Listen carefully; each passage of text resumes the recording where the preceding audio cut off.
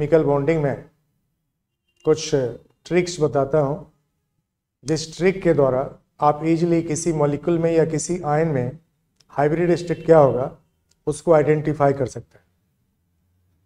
तो hybridisation in the molecule और ion को आइडेंटिफाई करने के लिए हम सबसे पहले मॉलिक्यूल का स्ट्रक्चर लिखते हैं।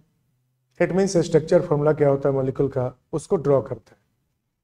जैसे देखिए आपको सल्फेट का स्ट्रक्चर ये बना लिया हमने, ये मालूम होना चाहिए स्ट्रक्चर फॉर्मूला। सल्फर का 2 डबल बॉन्ड ऑक्सीजन के साथ और 2 सिंगल बॉन्ड ऑक्सीजन के साथ बनता है। इट मीन्स 2 ऑक्सीजन के साथ सल्फर का 2 सिंगल बॉन्ड और 2 ऑक्सीजन के साथ 2 डबल बॉन्ड बनता है। अब इसमें सल्फर के राउंड सिग्मा बॉन्ड के नंबर को काउंट कीजिए, 1 2 3 एंड 4। इट मीन्स जितने एटम बॉन्डेड होते हैं उतने सिग्मा बॉन्ड तो होते ही है। How many atoms bonded to an atom, उतने सिग्मा बॉन्ड होते हैं। तो आपको यहाँ सल्फर से 4 ऑक्सीजन बॉन्डेड है तो 4 सिग्मा बॉन्ड है। अब सल्फर के पास लोन पेयर है कि नहीं है ये पता करना है। सल्फर के वैलेंस इलेक्ट्रॉन 6 होते हैं और ये 6 इलेक्ट्रॉन देखें यहाँ इन्वॉल्व हो गया है बॉन्डिंग में। इस डबल बॉन्ड में 2 इलेक्ट्रॉन, दूसरे डबल बॉन्ड में भी 2 इलेक्ट्रॉन और 2 सिंगल बॉन्ड में एक इलेक्ट्रॉन सल्फर का इन्वॉल्व हो गया। इट मीन्स टोटल 6 इलेक्ट्रॉन यहाँ पर इन्वॉल्व हो गया इन द बॉन्डिंग। तो यहाँ कोई भी unshared electron, it means lone pair electron या अनशेयर्ड इलेक्ट्रॉन नहीं बचा है सल्फर के पास। तो स्टेरिक नंबर जो इसका हम लोग निकालेंगे उसमें number of sigma bond plus number of lone pair यानी कि अनशेयर्ड पेयर, इस दोनों का सम करते हैं। तो सिग्मा बॉन्ड का नंबर सल्फर के राउंड 4 है और लोन पेयर नहीं है, तो स्टेरिक नंबर 4 हो गया। और जब स्टेरिक नंबर 4 हो गया तो 4 ऑर्बिटल को मर्ज कर दीजिए, 1s और 3p। p सब सेल में 3 ऑर्बिटल होता है, s सब सेल में 1 ही ऑर्बिटल होता है। क्योंकि 4 ऑर्बिटल चाहिए तो 1s और 3p को मर्ज करा देंगे तो इसका हाइब्रिडाइजेशन क्या होगा, that is sp3 hybridisation.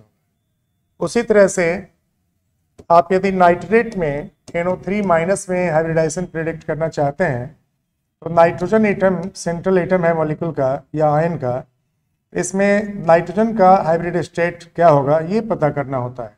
Central atom of species, किसी आयन का या किसी मॉलिक्यूल का जो सेंट्रल एटम है उसका हाइब्रिडाइजेशन प्रेडिक्ट करना होता है। नाइट्रोजन के अराउंड 3 ऑक्सीजन बॉन्डेड हैं, 1 डबल बॉन्ड से और 1 ऑक्सीजन कोऑर्डिनेट बॉन्ड से और 1 ऑक्सीजन सिंगल बॉन्ड बनाते हैं। इस ऑक्सीजन पे नेगेटिव चार्ज होता है जो सिंगल बॉन्ड से बॉन्डेड होता है। अब इस नाइट्रेट का जो नंबर ऑफ सिग्मा बॉन्ड है अराउंड नाइट्रोजन, वो देखिए यहाँ पर कितना है।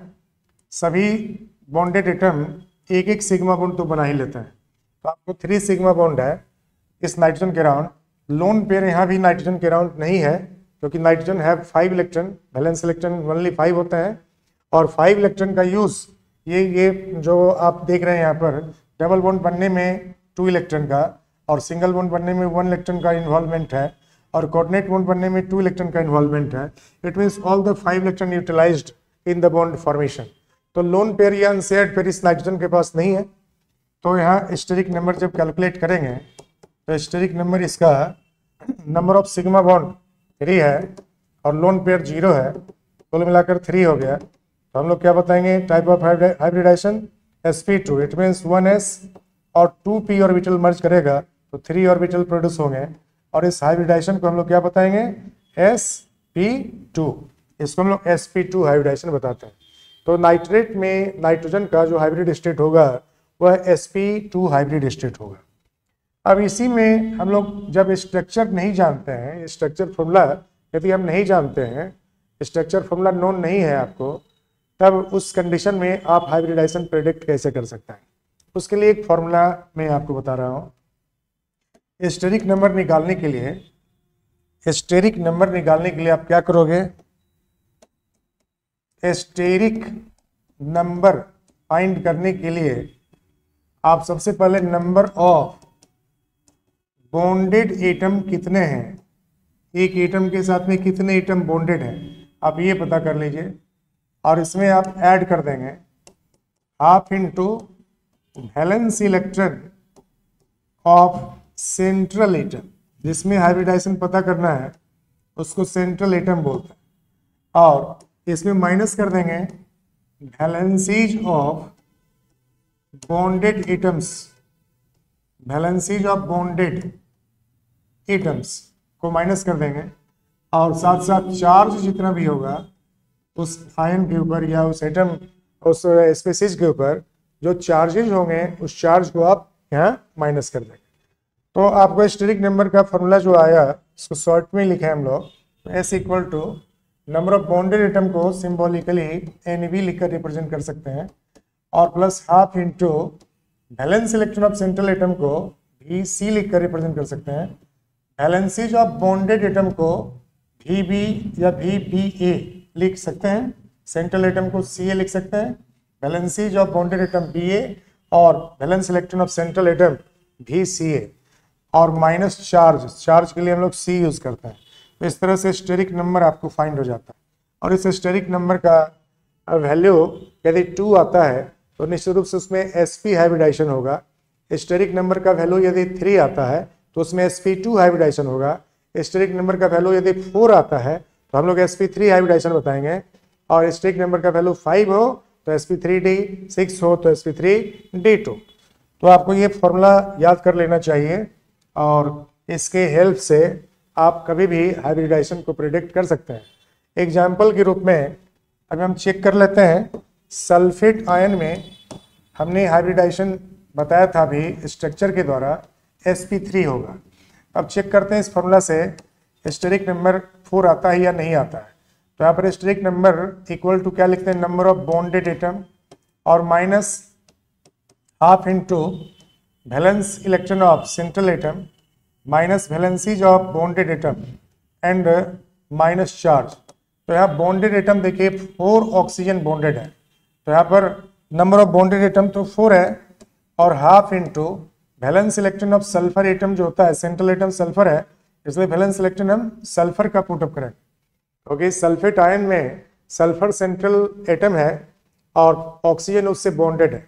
तो सल्फर में हाइब्रिडाइजेशन की बातें हम लोग कर रहे हैं। सल्फर एटम में हाइब्रिडाइजेशन होगा, जो सेंट्रल एटम ऑफ मॉलिक्यूल होता है हाइब्रिडाइजेशन उसी में होता है। तो आपको यहाँ पर सल्फर का जो वैलेंस इलेक्ट्रॉन होता है वो 6 होता है जब ये नॉन बॉन्डेड रहते हैं। जब सल्फर बॉन्डेड नहीं है तो सल्फर ग्रुप 16 का एलिमेंट है, और ग्रुप 16 के एलिमेंट के वैलेंस इलेक्ट्रॉन कितने होते हैं, 6 होते हैं। तो सल्फर का वैलेंस इलेक्ट्रॉन 6 हो गया, और ऑक्सीजन के वैलेंसी 2 होते हैं, क्योंकि ऑक्सीजन हमेशा 2 बॉन्ड ही बनाया करता है, 2 हाइड्रोजन से जुड़ता है या डबल बॉन्ड बनाता है oxygen oxygen. It means oxygen के वैलेंसी क्या होते हैं, 2 होते हैं। तो वैलेंसी ऑफ बॉन्डेड एटम के स्थान पर 4 ऑक्सीजन बॉन्डेड है, तो सबका वैलेंसी मिलाकर कितना हो जाएगा, 4 into 2। 1 oxygen has 2 valency, 4 oxygen has 4 into 2, it means 8 valency. और माइनस कर देंगे लोग चार्ज को, चार्ज यहाँ पर नेगेटिव चार्ज है तो -2 हो जाएगा। अब इस तरह से आप इन सब का सम कर लीजिए तो आपको 4 और -4, यहाँ फॉर्मूला में प्लस साइन है तो 4 + 0 निकलेगा, 4 + 0 फॉर्मूला में number of bonded atom plus half into valence electron of central atom minus valency of bonded atom और माइनस चार्ज था। तो हम लोग यहाँ पर नंबर ऑफ बॉन्डेड एटम 4 कर दिए हैं, plus half into valence electron of sulphur 6 लिए हैं। Valencies of bonded atom 1 oxygen का वैलेंसी 2 है, 4 ऑक्सीजन का वैलेंसी 4 इंटू 2 हो गया, और चार्ज जो है ये -2 के इक्वल है। तो सब का यदि सम करेंगे तो 4 + 0 आएगा, ये आपको -8 और ये माइनस इंटू माइनस +2 एंड 6 +8 -8 0 हो गया। तो आपको 4 + 0 4 के इक्वल हो गया। तो आप क्या बताते हैं, इसमें sp3 हाइब्रिडाइजेशन। तो प्रूव हो गया ना, हम स्ट्रक्चर से भी बता रहे हैं sp3 हाइब्रिडाइजेशन, और इस फॉर्मूला से भी निकल रहा है sp3 हाइब्रिडाइजेशन। तो दोनों ही आपको ध्यान रखना है, कभी स्ट्रक्चर आप जानते नहीं हैं